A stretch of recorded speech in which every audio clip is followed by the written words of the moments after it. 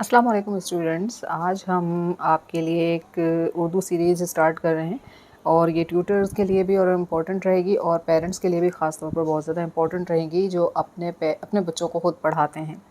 तो इस वक्त आप देख रहे हैं कि आज का उन्वान है बे की छोटी अशकाल। यूजुअली हमारे जहन में यही होता है कि ये कंप्लीट शक्ल है, मुकम्मल शक्ल है और ये आधी शक्ल है, लेकिन इसके अलावा भी बे की कई अशकाल हैं जिनको हम डिफरेंट तरीक़ों से मुख्तलिफ़ अंदाज़ में यूज़ कर रहे होते हैं उर्दू की लिखाई के लिए। तो सबसे पहले आप देख रहे हैं कि बे और बे की आधी शक्ल, ठीक है। उसके बाद बे की आधी शक्ल, एक शक्ल ये भी है, इसके बाद बे की एक ये शक्ल है, इसके बाद बे की एक ये शक्ल है, फिर एक ये और फिर एक ये। अब ये जितनी भी 6 की 6 अशकाल हैं उनको हम देखेंगे कि हम किस तरीके से यूज़ कर सकते हैं। तो सबसे पहले बे और अलिफ। अब इसका सबसे आसान है बनाने का तरीका।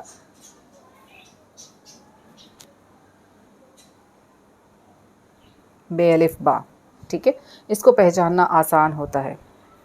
और दूसरी जो शक्ल है ये वाली, इसको अब हम यूज़ करेंगे। और आपने देखा होगा कि ये जो बे की आधी शक्ल बनाई है वो मैंने लाइन के ऊपर बनाई है, लेकिन इसे लाइन से ऊपर लेकर गए हैं, ठीक है। अब ये देखिए,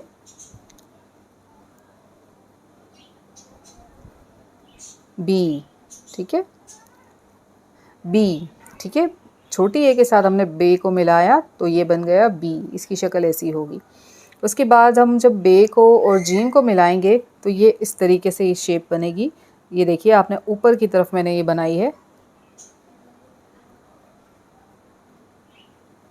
बज, ठीक है। जीम का जितना भी ख़ानदान है उसके साथ जब ये लफ्ज़ मिलेगा, यानी कि ये आधी शक्ल बे की मिलेगी तो वो इस फॉर्म में मिलेगी, चाहे वो चे हो, हे हो, खे हो, जो भी हो, इस तरीके से उसकी मिलावट होगी।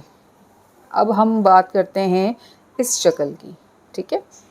अब बे, ये वाली शक्ल बे और वाव के साथ जब मिलता है, बे जब वाव के साथ मिलता है तो ये शक्ल बनती है बे वाव, ठीक है। अब आप देखें, जो यहाँ ऊपर से बनाई थी उसी तरीके से ऊपर से ही शक्ल दोबारा बनाई गई है।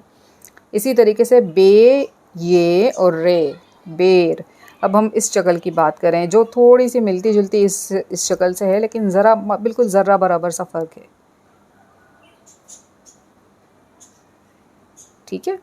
बे, ये, रे, ठीक है। और अगर आपने देखा होगा आपकी टीचर्स बे, ये और रे इस तरह मिलाकर भी लिखते हैं, ठीक है, वो भी सही है, लेकिन बुक्स में ज़्यादातर आप इस तरह की बनावट देखते होंगे, राइट।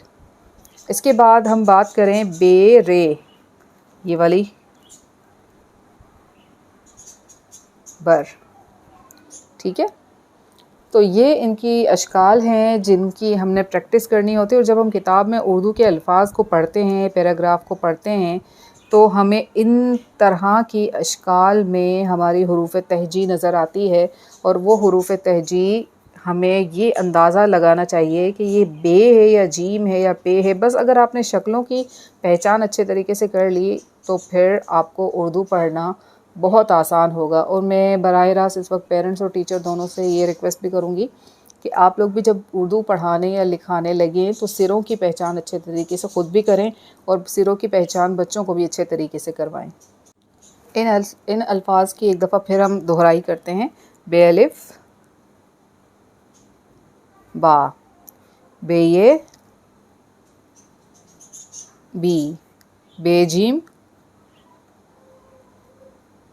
बज। इनके अल्फाज में यहाँ लिख रही हूँ बो, बेर, बर, ठीक है। तो ये हो गई आज की उर्दू की आपकी क्लास। अब आप इन अल्फाज की एक दफ़ा मश्क करेंगे और खुश ख़ती में लिख कर मुझे पिक्चर सेंड करेंगे। ये देखिए, खुश ख़ती,